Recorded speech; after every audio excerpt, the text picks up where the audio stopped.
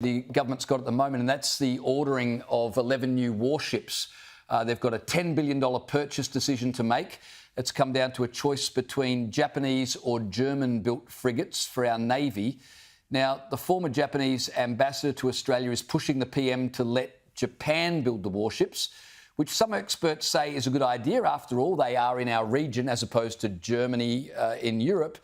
But the Japanese option is not without its pitfalls. Just talk us through the decision the government has to make here. Well, I think it's be a very good idea for Australia to strongly consider going with the Japanese Mogami frigates. Now, they're tried and tested, and we know that the Japanese are given their culture, are very true to their word. So they will deliver something that they have signed their name to on time and on budget.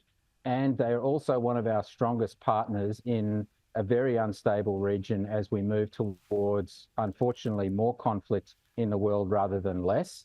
And I think we should be looking at somebody like Japan as opposed to, a German partner halfway around the world, when we've got a very strong, good allied partner, Japan, sitting right here in our region that understands what our needs are and who has a track record of delivering on time and on budget. And in fact, had we not taken that stupid decision of cancelling the Japanese submarines, we would be operating their Japanese submarines as we speak. Instead, we have almost nothing in the water. So I think this is something that the Albanese government should absolutely consider and do it sooner than later.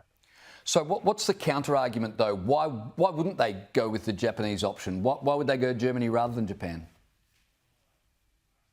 Well, because the Germans have the same design as the Anzac frigate that we've been operating for decades. And so they think that there's some less risk because we're going with a similar design that we've already used. But look, I'm not entirely sold on that. The Japanese frigate, multi-role frigate, is already operating. It's already produced, and we're well aware of their quality and the fact that they deliver when they say they're going to deliver.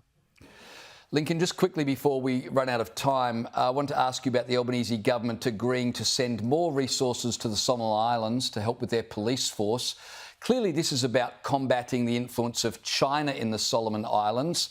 Some of us, I suppose, could be a bit cynical and say, gee, why are we sending more resources and money there? They've already made their choice, it seems, to partner with China. Or is this a very important thing for Australia to keep doing, not just with the Solomon Islands, but with other Pacific Island partners?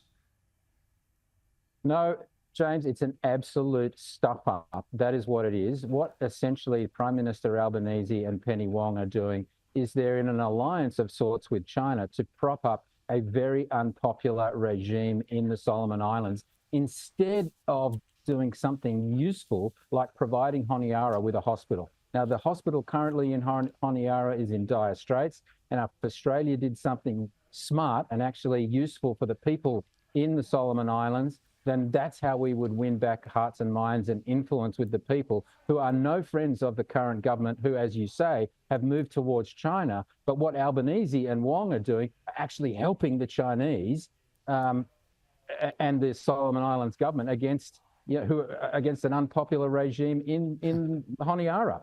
It absolutely makes no sense. Great point. Great point. Lincoln Partner, thank you for joining me tonight. I appreciate it.